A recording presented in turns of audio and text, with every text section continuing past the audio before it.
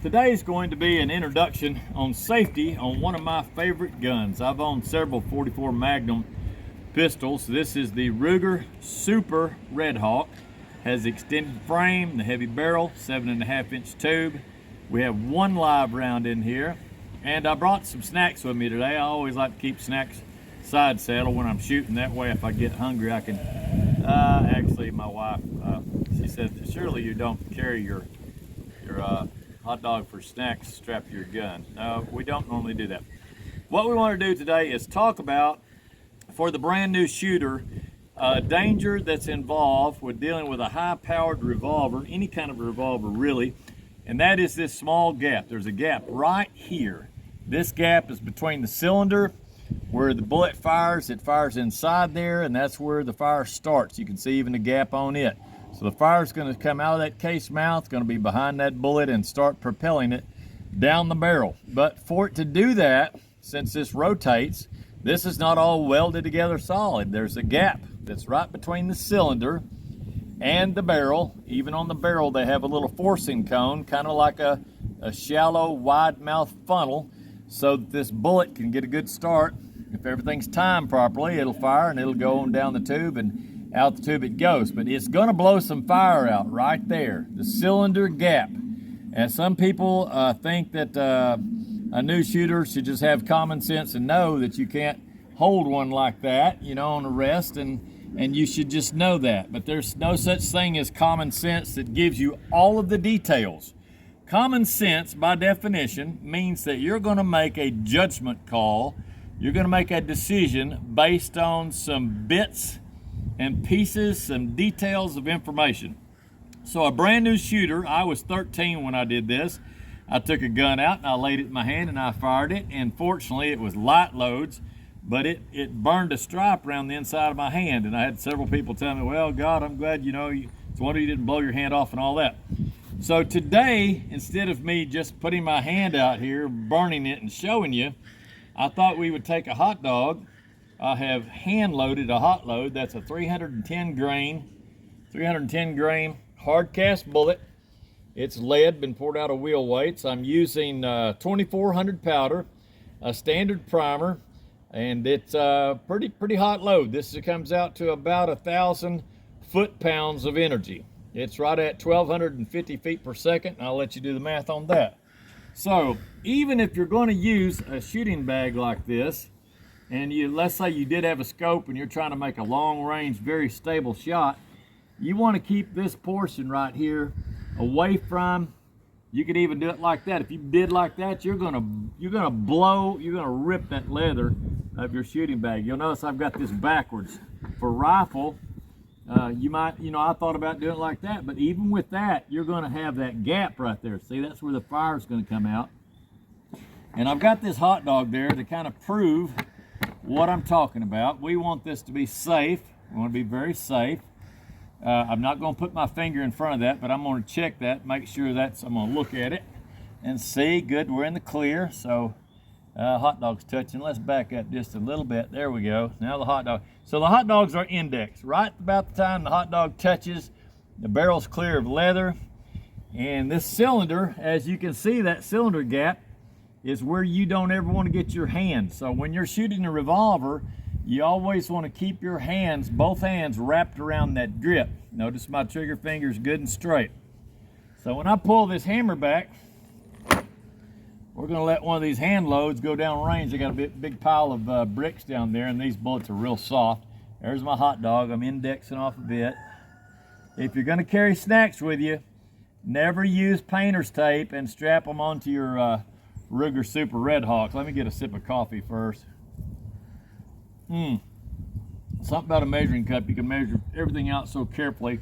Let's put this back here so that I don't blow that off the table. It's going to be loud, so I would tell you to hold your ears, but you can just turn the volume down if you want to. Now we are lined up. Let's get a good grip on this hot load. And my camera crew, if you can you kind of zoom in just a little bit on that hot dog? And don't get too close because it's probably going to spray.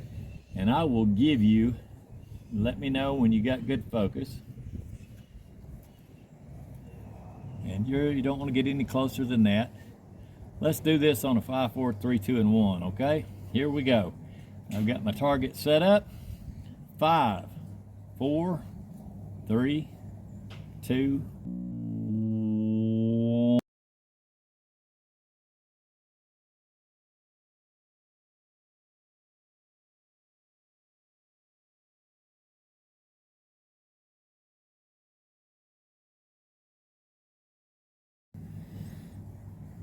Wow, we may have to clean our lens here a second. Give me just a second to clean our lens.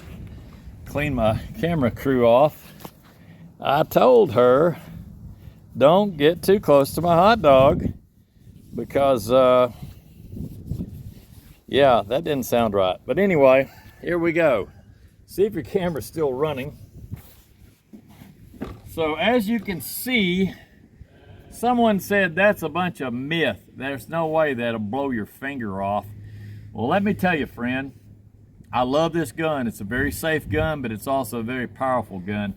And these nice Hogue grips that Hogue built for Mr. Sturm Ruger, those are very important to keep your hand. Don't ever let your hand, you can have your index finger there, but by the time you fire, you're away from that gap. Now come in close. Let's do a surgery thing here. Let's do a NCIS, and we'll check this. You can see even my binding strap, this heavy duty binding strap, it's blown part of it, and that's a good old paint. You can see that there's some burn there. See the black right there? Now my wife likes the hot dogs with a little black on them like that, so she'll probably finish this one off.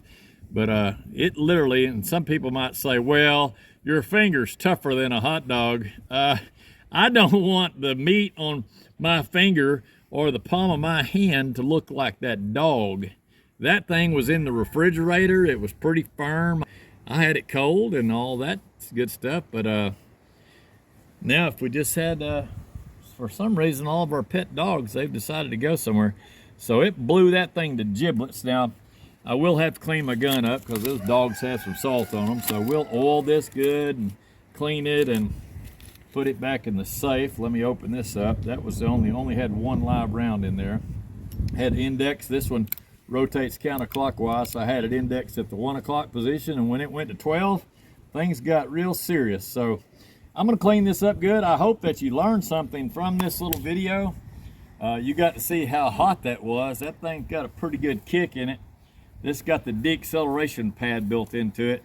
Unlike the Smith & Wesson 629, it has a solid steel grip right there in the palm of your hand. You can see that thing. I don't lock my wrist. That hot dog all over me.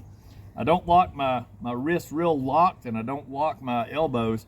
That way all that can be used as a shock absorber. There's no reason to try to hold a 44 Magnum rock solid, and I mean no movement at all. Just go ahead and let the thing come up and do its thing. Bullet's already gone by the time you do that. But it was rough on the hot dog. I'm gonna go ahead and we'll just throw that over here to the chickens. They will take care of it. Hey, don't eat all that now, y'all share.